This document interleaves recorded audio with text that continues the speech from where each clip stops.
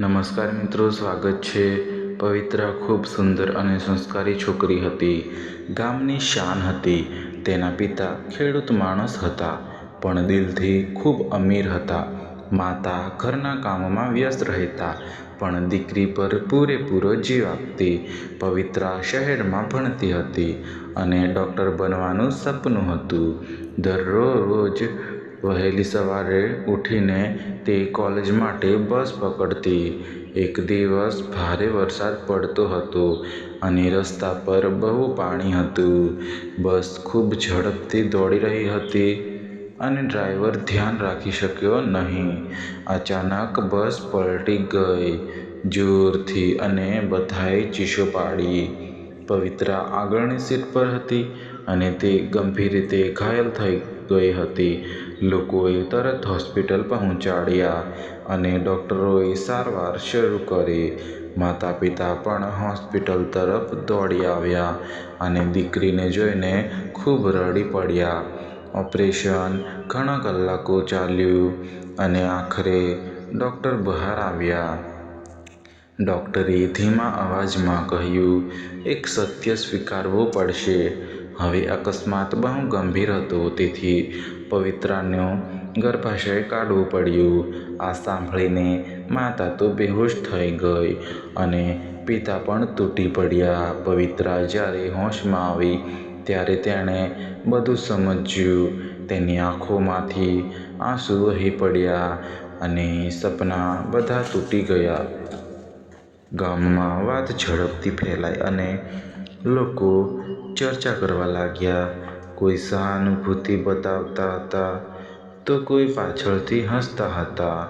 પવિત્રાની માતા ખૂબ દુઃખી હતી અને દીકરી માટે ચિંતા કરતી હતી.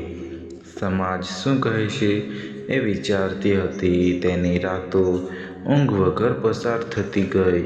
એક દિવસ માતાએ નિર્ણય લીધો કે હવે કંઈક કરવું પડશે. એવો નિર્ણય જે પવિત્રાનું જીવન સદાકાળ બદલશે.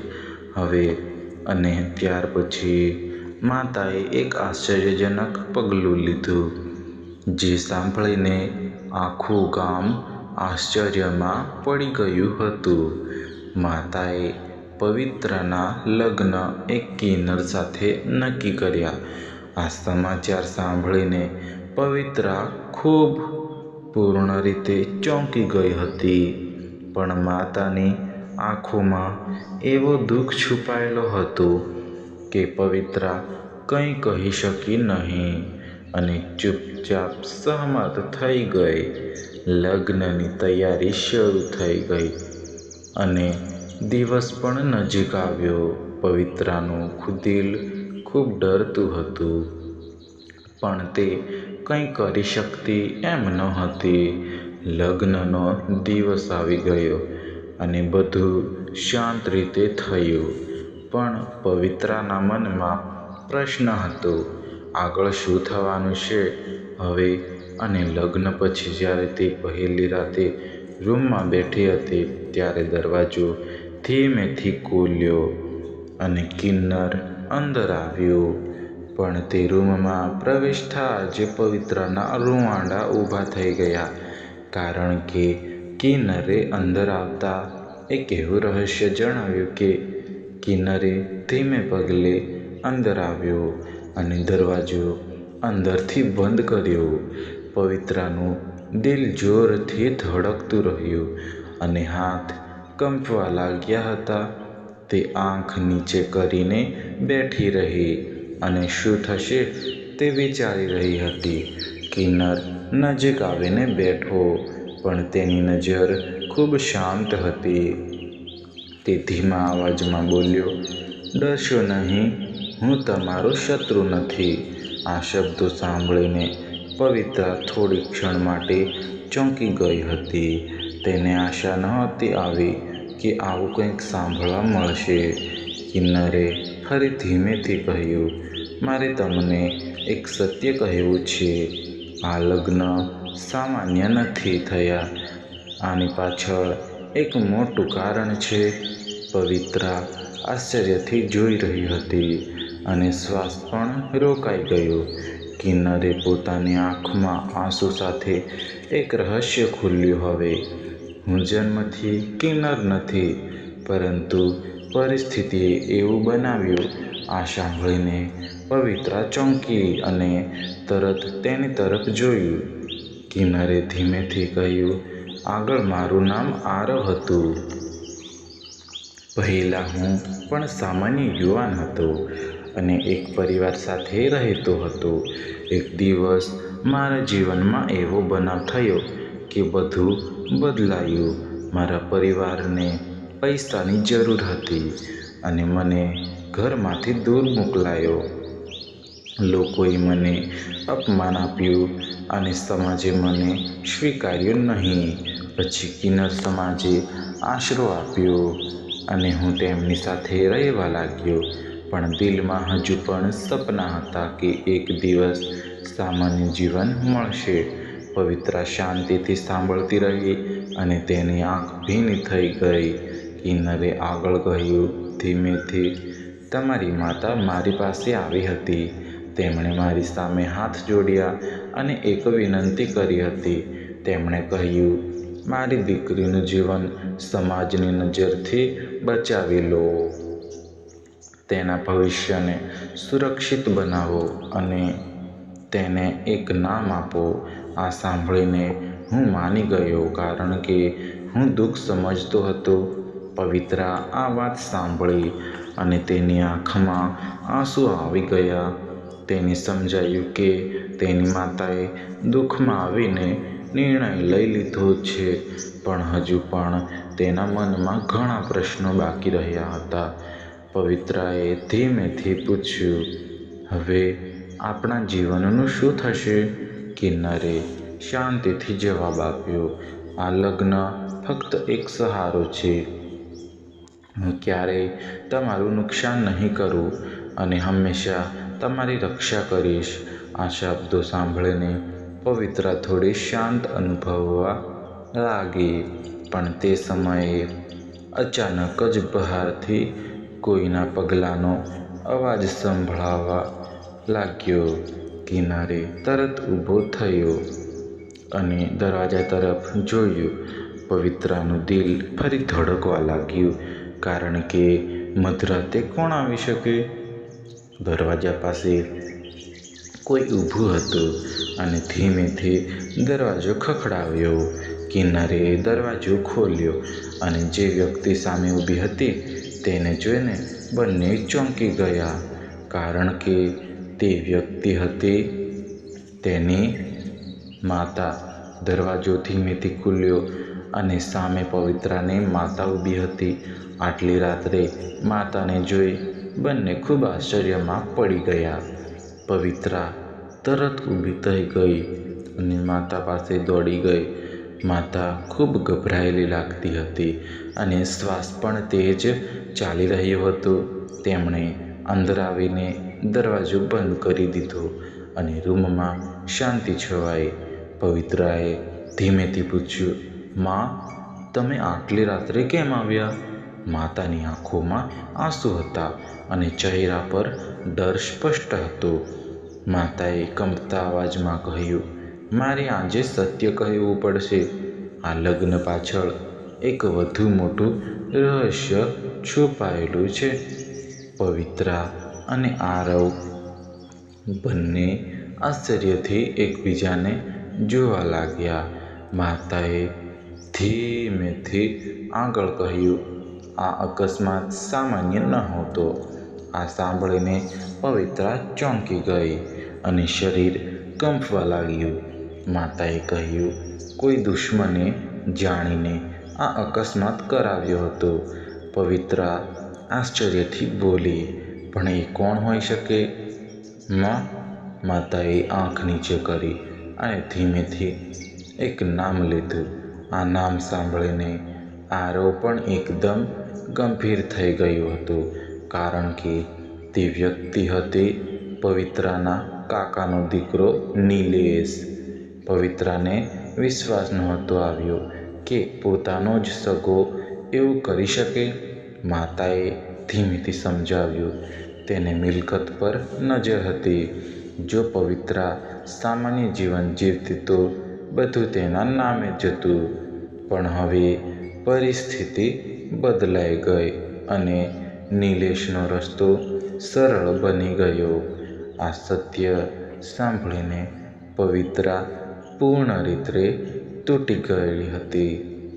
તે જમીન પર બેસી ગઈ અને જોર જોરથી રડવા લાગી હતી.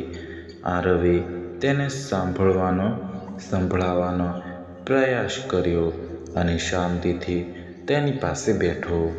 માતાએ આગળ કહ્યું ધીમેથી, આજથી મેં આ લગ્ન કરાવ્યા તમે સુરક્ષિત રહો એ માટે અને નિલેશ તમને નુકસાન ન પહોંચાડે. આ સાંભળીને પવિત્રા સમજાઈ ગઈ કે માતાનો નિર્ણય ખોટો ન હતો. પણ તે સમયે અચાનક બહારથી જોરથી અવાજ આવ્યો. કોઈ ઘરની બહાર ઊભું હતું અને દરવાજા પર જોરથી ઠોકર મારતું હતું. આરવ તરત ઊભો થયો અને બારીમાંથી બહાર જોયું. બહાર જે વ્યક્તિ ઊભી હતી તેને જોઈને તેનો ચહેરો બદલાઈ ગયો, કારણ કે બહાર ઊભેલો માણસ નિલેશ પોતે જ હતો અને તેના હાથમાં કંઈક હતું જે જોઈને આરવ ગભરાઈ ગયો. પવિત્રાનું દિલ ફરી ધડકવા લાગ્યું, કારણ કે હવે કંઈક ભયાનક થવાનું હતું. નિલેશે દરવાજા બહારથી કહ્યું, આજે બધું સત્ય બહાર આવશે જ. અને ત્યાર પછી જે થયું તે કોઈએ વિચાર્યું પણ નહોતું. નિલેશ બહાર ઊભો હતો અને ખૂબ ગુસ્સામાં દેખાતો હતો. તે જોર જોરથી દરવાજો ખખડાવી રહ્યો હતો અને અંદર આવવાની ધમકી આપતો હતો. પવિત્રાનું દિલ ખૂબ ડરતું હતું અને માતા પણ ગભરાઈ ગઈ હતી. આરવે ધીમેથી કહ્યું, હવે આજે સત્યનો સામનો કરવો પડશે. તે ધીમેથી દરવાજો ખોલ્યો અને નિલેશ અંદર ઘૂસી આવ્યો. તેની આંખોમાં ગુસ્સો હતો અને ચહેરા પર ખતરનાક સ્મિત હતી. નિલેશે અંદર આવીને કહ્યું, તમને લાગ્યું હું અજાણ છું? મને બધું ખબર પડી ગયું. તમારા લગ્નનું નાટક પણ ખબર છે. પવિત્રા આશ્ચર્યમાં આવી જોઈ રહી અને કંઈ બોલી શકી નહીં.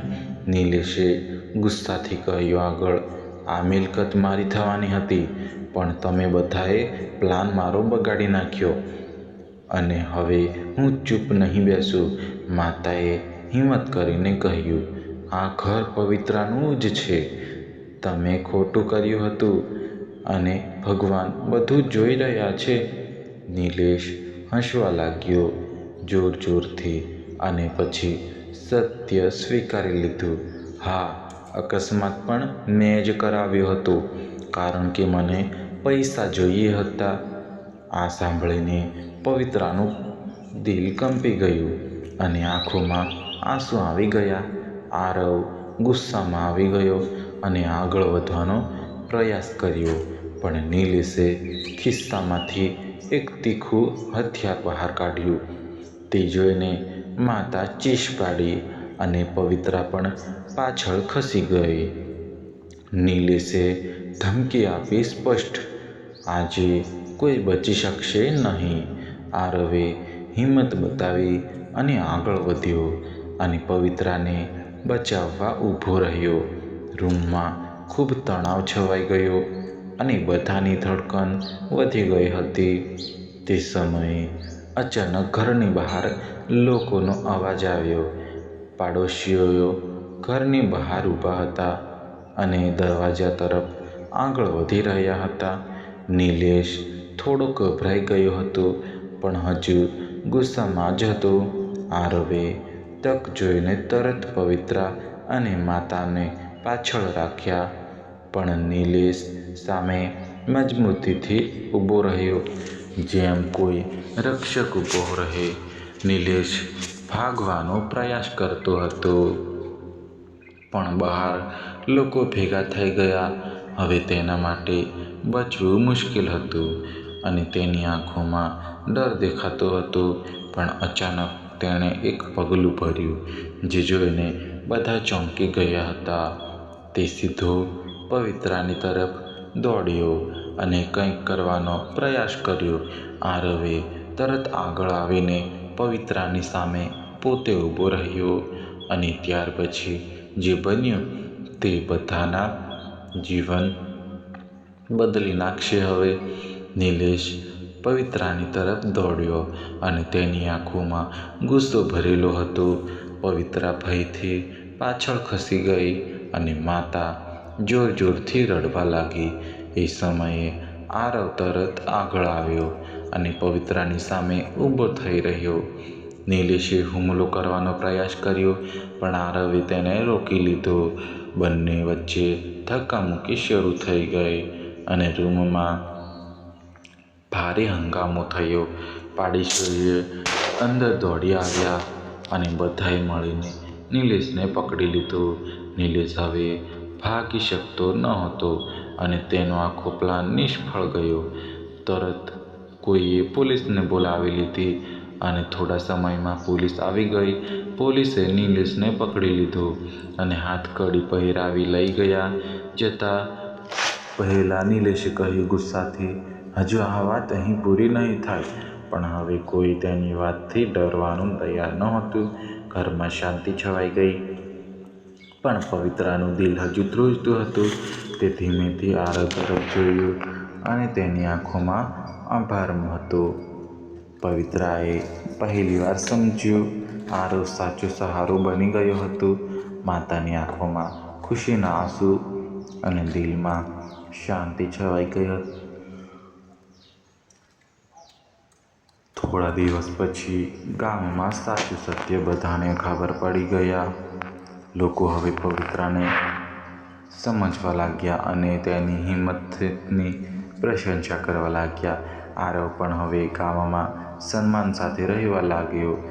એક દિવસ આરવે ધીમેથી કહ્યું, "હવે તમે સ્વતંત્ર જીવન જીવો. આ લગ્ન ફક્ત સુરક્ષા માટે હતા. તમારા ભવિષ્ય માટે રસ્તો ખુલ્લો છે." પવિત્રા થોડો સમય ચૂપ રહી અને પછી સ્મિત સાથે બોલી, "તમે માત્ર સુરક્ષા માટે નથી પણ મને નવી હિંમત પણ આપી. મારા જીવનમાં સાચો મિત્ર અને સાચો સાથી તમે જ છો." માતા આ વાત સાંભળીને ખુશીથી આંખોમાં આંસુ આવી ગયા અને તે દિવસથી પવિત્રાએ નિર્ણય લીધો કે હવે જીવન નવી રીતે જીવશે. તે ફરીથી ભણવાનું શરૂ કર્યું અને પોતાના સપના તરફ આગળ વધી. આરવ તેની સાથે હંમેશા રહ્યો અને દરેક પગલે સાથ આપતો રહ્યો. સમય પસાર થતો ગયો ધીમે અને બંને વચ્ચે વિશ્વાસ વધતો ગયો. એક દિવસ પવિત્રાએ સમાજ સામે એક મોટો નિર્ણય જાહેર કર્યો. તે બોલી, "હું ગર્વથી કહું છું, આરવ મારા જીવનનો સાચો સાથી છે." સમાજ પણ હવે બદલાઈ રહ્યો હતો અને બધાએ તેમની ખુશી સ્વીકારી. પવિત્રા અને આરવનું જીવન હવે સન્માન અને પ્રેમથી ભરાઈ ગયું અને આ રીતે એક અકસ્માત પછી શરૂ થયેલી દુઃખની કહાની અંતે બની ગઈ એક નવી હિંમત અને વિશ્વાસની સુંદર કહાની. કહાનીનો આપણો સંદેશ એટલો છે કે સાચો સંબંધ લોહીથી નહીં પણ વિશ્વાસ અને સહારાથી બને છે. જો મિત્રો તમારે આ કહાનીમાં નામ લેવું હોય તો કોમેન્ટ કરજો.